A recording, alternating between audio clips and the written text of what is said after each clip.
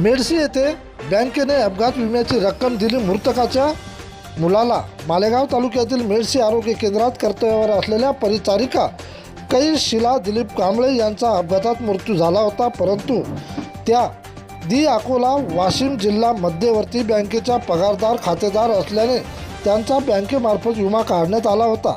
त्यामध्ये त्यांचा नॉमिनी म्हणून त्यांचा मुलगा गोपाल दिलीप कांबळे यांना बँक शाखेचे मेडशी येथील अधिकारी जितेंद्र खंडारे यांनी पाठपुरावा करून त्या परिचारिकेच्या वारसाला 45 लाखाचा डीडी देण्यात आला आहे। त्यामध्ये मुख्य कचेरीचे प्रफुल्ल पाटील यांचे सहकार्य लाभले, तसेच जिल्हा मध्यवर्ती बँकेचे संचालक मंडळ तथा कर्मचारी यांचे सुद्धा सहकार्य लाभले आहे।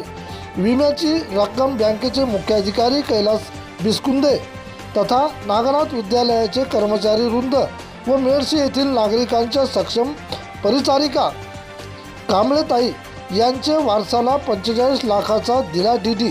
प्रतिनिधी विठ्ठल भागवत।